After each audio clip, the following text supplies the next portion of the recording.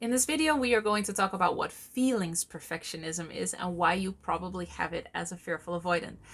I am Pauline and I am so happy you are here because this whole feelings perfectionism thing might not be the right word, but uh, it is such a big thing that I don't see anybody really talking about.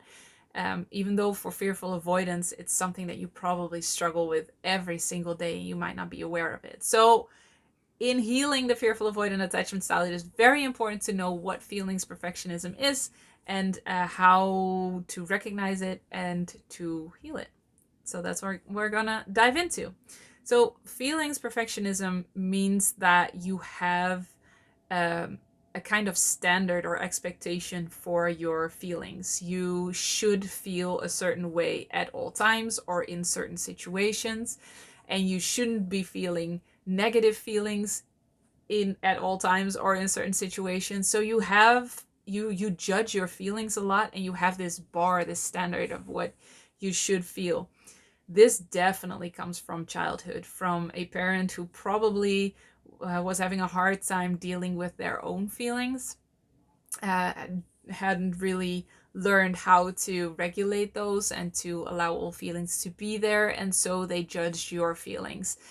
You probably weren't allowed to either be angry or sad or frustrated or just unhappy, and you always had to be somewhat happy.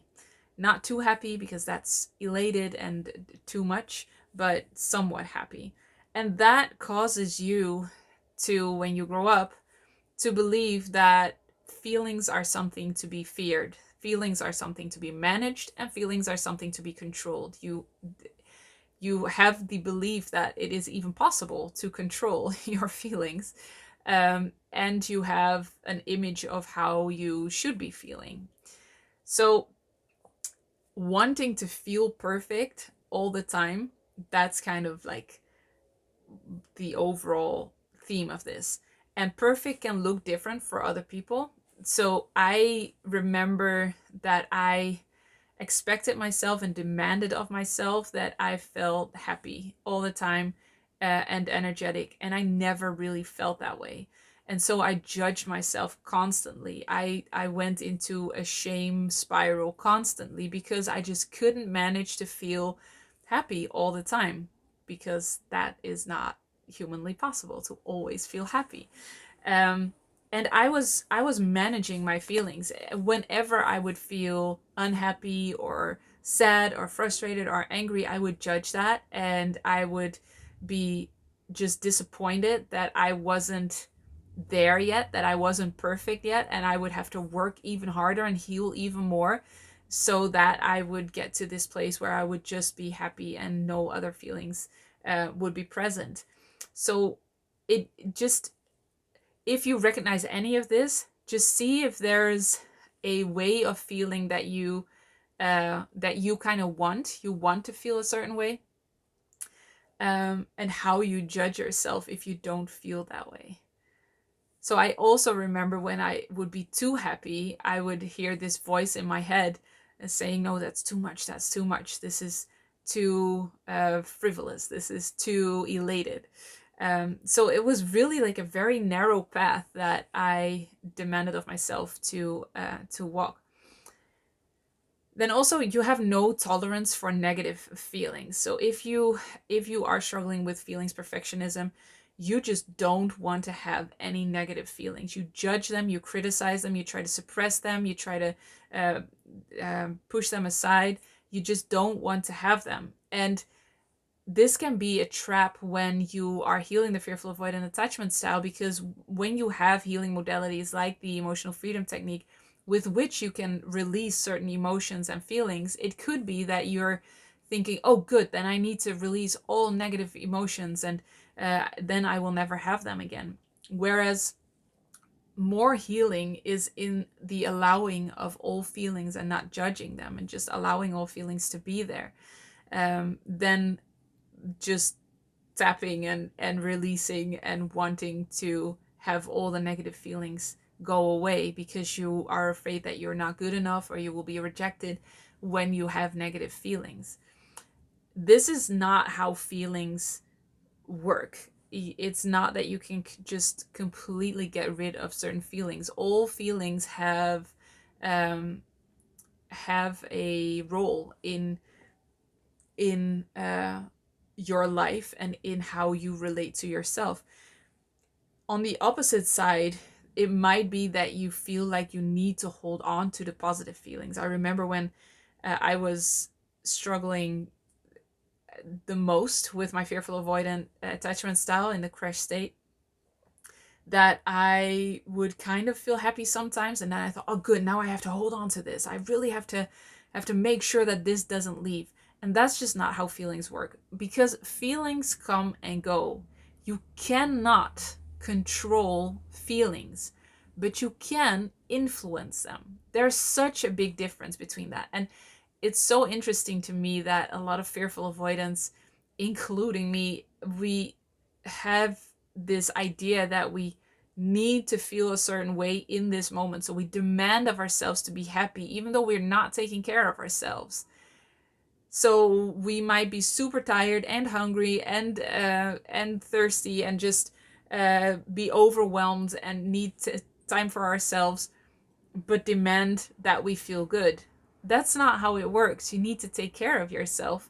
That's how you can influence how you feel. Eat a good diet, make sure you work out. It's really just basic stuff, mostly to lay the foundation of feeling good.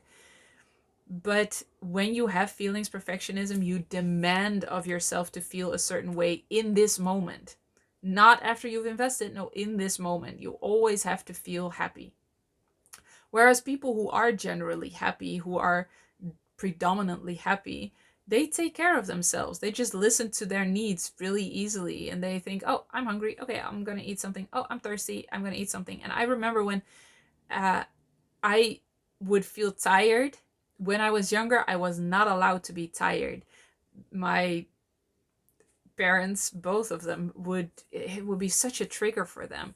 And so as soon as I started feeling tired, I would beat myself up. I would say, no, I'm not allowed to be tired.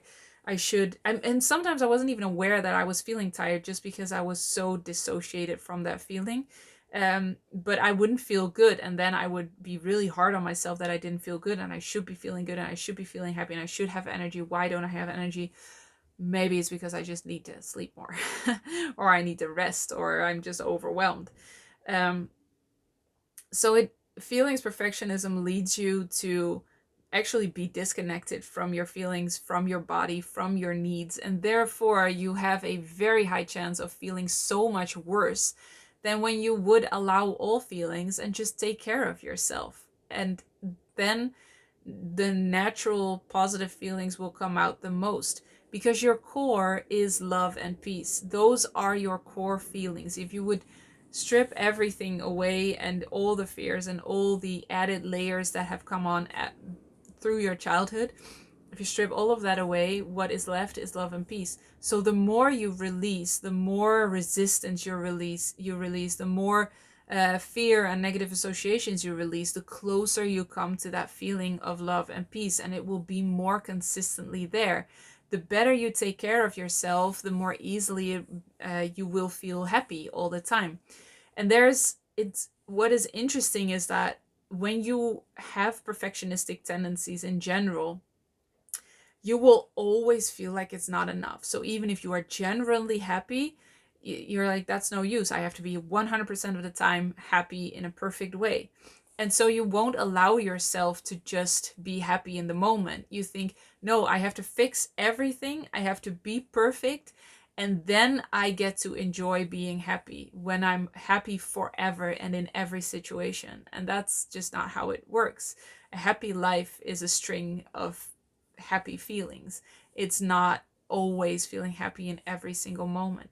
So the first steps to healing this feelings perfectionism is allowing all feelings. And that probably means healing a lot of negative associations around having these feelings, and not pushing them away, and just embracing them and letting them be, because feelings come and go naturally. If you wouldn't suppress any feelings, they would only stay in your body for 90 seconds. That is the natural amount of time that any feeling or any emotion other than love and peace, which are your core and which are always there, you will only feel any other emotion or feeling for 90 seconds if you would have absolutely no resistance, no fears, no associations, and wouldn't suppress it at all. But what we do is we suppress a lot because we think, oh, I'm feeling sadness. I'm not allowed to be sad, and then you suppress it, and then it's like you kind of sabotage the whole system of feeling.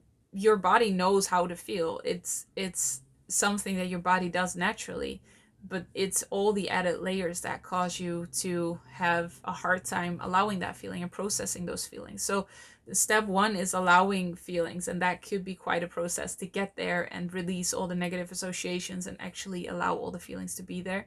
And then uh, knowing how feelings work is definitely very, very important. And listening to yourself and listening to your needs and actually investing in yourself and investing in feeling okay, that is a very important step. And then the third step is realizing or figuring out which what kind of resistance you have to allowing happy feelings.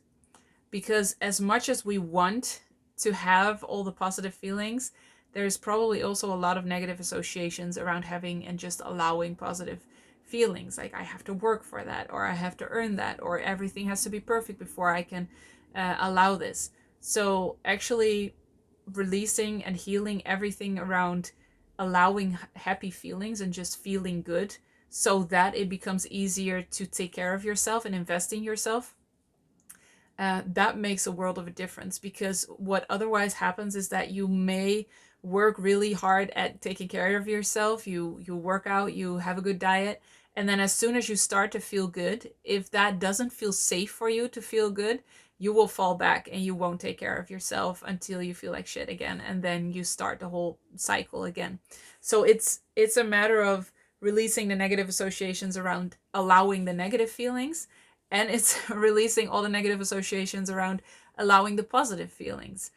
And the more you release, the more you come to this natural equilibrium where love and peace are just the dominant feelings. And that could take a while. It doesn't have to take the rest of your life, but I don't want you to think that that's, you're going to have that tomorrow.